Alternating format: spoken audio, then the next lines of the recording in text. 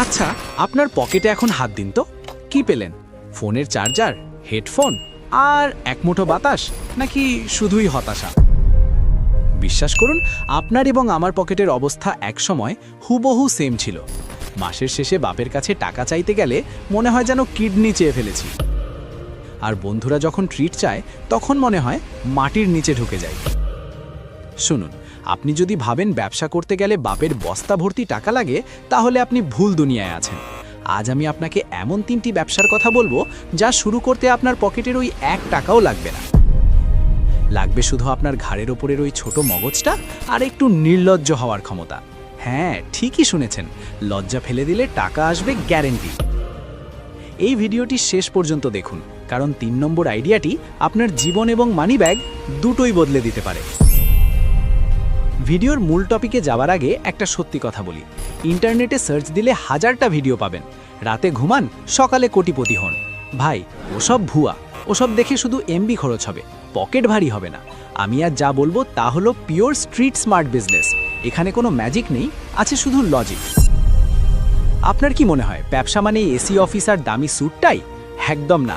ব্যবসা মানে হলো অন্যের সমস্যার সমাধান করা এবং বিনিময়ে টাকা পকেটে ভরা। আর এই কাজটা করার জন্য আমাদের প্রথম যে আইডিয়াটা নিয়ে কথা বলবো সেটা হলো সার্ভিস আর্বিট্রেজ, বা সোজা বাংলায় দালালি, কিন্তু একটু মডার্ন স্টাইলে। ধরুন আপনার নাম বল্টু। বল্টুর পকেটে টাকা নেই, কিন্তু তার হাতে একটা স্মার্টফোন আছে। বল্টু দেখলো তার এলাকার ভাই ভাই বিরিয়ানি হাউসের বিরিয়ানি দারুণ, কিন্তু তাদের কোনো ফেসবুক পেজ নেই, বা থাকলেও সেখানে শেষ পোস্ট করা হয়েছিল 2015 সালে। বল্টু সোজা রেস্টুরেন্টের মালিকের কাছে গেল। মালিক তখন মাছি মারছে। বল্টু গিয়ে বলল, চাচা, আপনার বিরিয়ানি তো জোস, কিন্তু কাস্টমার কই? আমাকে দায়িত্ব দিন। আমি আপনার বিরিয়ানির ছবি তুলে ফেসবুকে এমনভাবে মার্কেটিং করব যে মানুষ ছবি দেখেই জিভ দিয়ে জল ফেলবে।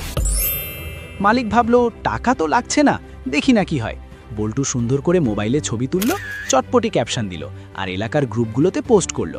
ব্যাস, কাস্টমার আসা শুরু। বল্টু মাস শেষে মালিকের কাছ থেকে একটা ফিক্সড স্যালারি বা পার্সেন্টেজ নিল। এখানে বল্টুর ইনভেস্টমেন্ট কি? জিরো, শুধু একটু মুখের কথা আর বুদ্ধির খেলা। আপনারা যারা ভিডিওটা দেখছেন, আপনাদের মধ্যে কতজন সারাদিন ফেসবুকে বা ইনস্টাগ্রামে রিলস দেখে সময় নষ্ট করেন? একটু কমেন্ট করে জানান তো, আমিই লিখে। লজ্জা পাবেন না, আমরা সবাই করি। এখন ভাবুন, এই স্ক্রল করার সময়টা যদি অন্যের বিজনেস প্রোফাইল ম্যানেজ করায় দিতেন, তাহলে কিন্তু মাস শেষে পকেটটা গরম থাকতো। এটাকে বলে সোশ্যাল মিডিয়া ম্যানেজমেন্ট এজেন্সি। নামটা ভারী শোনালেও কাজটা পানির মতো সহজ। আজই আপনার এলাকার বা পরিচিত ছোটখাটো ব্যবসায়ীদের টার্গেট করুন, তাদের ডিজিটাল মার্কেটার হন। বিশ্বাস করুন, তারা টেকনোলজি বোঝে না, আর আপনি টেকনোলজির পোকা। এটাই আপনার পুঁজি। এবার আসি দ্বিতীয় ব্যবসায়। এটা আমাদের সবার খুব পরিচিত, কিন্তু আমরা এটাকে সিরিয়াসলি নিই না। নাম হলো লোকাল ড্রপশিপিং বা রিসেলিং। দাঁড়ান, আলিবাবা বা অ্যামাজনের কথা ভাববেন না, আমি দেশি স্টাইলের কথা বলছি। ধরুন আপনার বন্ধু মফিজের একটা কাপড়ের দোকান আছে, কিন্তু মফিজের দোকানে মাছি ভনভন করে, কাস্টমার নেই। আপনি মফিজকে বললেন, দোস্ত, তোর পাঞ্জাবিগুলোর ছবি দে তো। আপনি ছবিগুলো নিয়ে সুন্দর করে আপনার ফেসবুক ওয়ালে, হোয়াটসঅ্যাপ স্ট্যাটাসে বা একটা ফ্রি পেজ খুলে আপলোড দিলেন। দাম বাড়িয়ে দিলেন 200 টাকা। কেউ যখন অর্ডার করলো, আপনি মফিজের কাছ থেকে পাঞ্জাবিটা নিয়ে কাস্টমারকে ডেলিভারি দিলেন। কাস্টমার আপনাকে টাকা দিল, আপনি মফিজের আসল দাম মিটিয়ে দিয়ে বাকি 200 টাকা পকেটে ভরলেন। এখানে কি আপনার গোডাউন ভাড়া করা লাগলো? না। স্টক করা লাগলো? না। লস হবার ভয় আছে? তাও না, কারণ প্রোডাক্ট তো আপনি কিনছেনই না আগে। এটাকে বলে স্মার্ট রিসেলিং। বাংলাদেশে এখন হাজার হাজার স্টুডেন্ট এই কাজ করে নিজের হাত খরচ চালাচ্ছে। আপনি বসে আছেন কেন? তবে হ্যাঁ, এখানে একটা সমস্যা আছে। মানুষ আপনাকে বিশ্বাস করবে কেন? এখানেই আসে আপনার পার্সোনাল ব্র্যান্ডিং। আপনাকে অনলাইনে এমনভাবে প্রেজেন্ট করতে হবে যেন আপনি এই লাইনের বস। কাস্টমারের সাথে কথা বলার সময় এমন ভাব নিবেন যেন আপনার নিজের গার্মেন্টস ফ্যাক্টরি আছে। কাস্টমার সার্ভিস ভালো দিলে মানুষ আপনার কাছ থেকেই কিনবে। মনে রাখবেন, মানুষ প্রোডাক্ট কেনে না, মানুষ কেনে বিশ্বাস।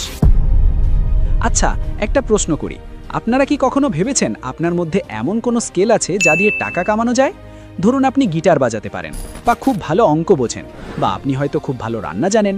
এমনকি আপনি যদি প্রেম করতে গিয়ে বারবার রিজেক্ট খেয়ে রিজেকশন হ্যান্ডেল করা এক্সপার্ট হন, সেটাও একটা স্কিল। আমাদের 3 নম্বর এবং সবচেয়ে লাভজনক ব্যবসাটি হলো ইনফরমেশন বিজনেস বা জ্ঞান বিক্রি করা। হাসবেন না, সিরিয়াসলি বলছি। পৃথিবীতে এখন মানুষ শিখতে চায়, কিন্তু তাদের হাতে সময় নেই কোচিং সেন্টারে যাওয়ার। ধরুন আপনি ভিডিও এডিটিং পারেন, আপনি কি করলেন? মোবাইল দিয়ে কিভাবে ভিডিও এডিট করা যায় তার ওপর একটা ছোট্ট কোর্স বা ইবুক বানিয়ে ফেললেন, বা জুমে লাইভ ক্লাস নেওয়া শুরু করলেন। আপনার পুঁজি কি? আপনার ইন্টারনেট আর আপনার মাথা। একবার কষ্ট করে কোর্সটা বানাবেন আর সারা জীবন সেটা বিক্রি করবেন। এটাকে বলে প্যাসিভ ইনকাম। আপনি ঘুমাচ্ছেন আর ওদিকে আপনার কোর্স বিক্রি হয়ে টাকা ঢুকছে বিকাশে। স্বপ্ন মনে হচ্ছে? এখন আপনি বলবেন, ভাই আমি তো কিছুই পারি না। এটা ডাহা মিথ্যে কথা। প্রত্যেকেই কিছু না কিছু পারে। হতে পারে আপনি খুব ভালো বাংলা লিখতে পারেন, আপনি কন্টেন্ট রাইটিং শুরু করুন। হতে পারে আপনি মানুষের কথা খুব মনোযোগ দিয়ে শুনতে পারেন, আপনি অনলাইন কাউন্সেলিং শুরু করুন। ফাইবার বা আপওয়ার্কের দিকে তাকিয়ে থাকার দরকার নেই। লোকাল ক্লায়েন্ট খুঁজুন। আপনার পাশের বাসার আন্টি যে অনলাইনে শাড়ি বিক্রি করতে চায় কিন্তু পারে না, তাকে শেখান। বিনিময় কনসালটেন্সি ফি নিন। দেখুন বন্ধুরা, ব্যবসা করতে টাকা লাগে না, লাগে সাহস বা কলিজা। আমরা বাঙালিরা খুব আবেগী। আমরা ভাবি লোকে কি বলবে। আরে ভাই, মাস শেষে যখন পকেট ফাঁকা থাকে তখন ওই লোকে এসে কি আপনাকে 500 টাকা ধার দেয়? দেয় না। তাই লোকের কথা বাদ দিন। আসলে কি জানেন, টাকা পকেটে আসার আগে সেটা মাথায় আসতে হয়। আপনার ব্রেন যদি গরিবের মতো চিন্তা করে তবে পকেটে টাকা বেশিক্ষণ টিকবে না। ধনীরা টাকার বাকারে এমন কিছু গোপন সাইকোলজি বা মনস্তত্ত্ব ব্যবহার করে যা আমরা জানি না। আপনি যদি টাকার আসল খেলাটা বুঝতে চান তাহলে ওপরে আই বাটনে আমি আমার টাকার সাইকোলজি বা সাইকোলজি অফ মানির ভিডিওটা দিয়ে দিলাম। এই ভিডিওটা শেষ করে ওটা অবশ্যই দেখে আসবেন। কথা দিচ্ছি আপনার চিন্তার জগতই বদলে যাবে। যাই হোক, এই যে 3টে ব্যবসার কথা বললাম, সার্ভিস এজেন্সি, লোকাল রিসেলিং আর নলেজ সেলিং, এগুলোর যে কোনো একটা শুরু করতে আজ, এখন, এই মুহূর্তে আপনার কি কি লাগবে? একটা স্মার্টফোন, ইন্টারনেট আর ইচ্ছাশক্তি। এগুলো তো আপনার আছেই, তাহলে দেরি কিসের? আমি জানি আপনারা অনেকেই ভাবছেন, আইডিয়া তো পেলাম, কিন্তু ক্লায়েন্ট পাবো কই, বা শুরুটা করব কিভাবে? দেখুন, শুরু করাটাই সবচেয়ে কঠিন। প্রথম কাস্টমার পেতে হয়তো আপনার 7 দিন লাগবে, হয়তো 1 মাস, কিন্তু একবার চাকা ঘুরতে শুরু করলে তখন আর পেছনে টাকাতে হবে না। ভিডিওর এই পর্যায়ে একটা বোনাস টিপস দিই। এই ব্যবসাগুলো করার সময় নিজের একটা ফ্যান বেস তৈরি করুন। সোশ্যাল মিডিয়াতে অ্যাক্টিভ থাকুন, নিজের কাজের স্যাম্পল দেখান।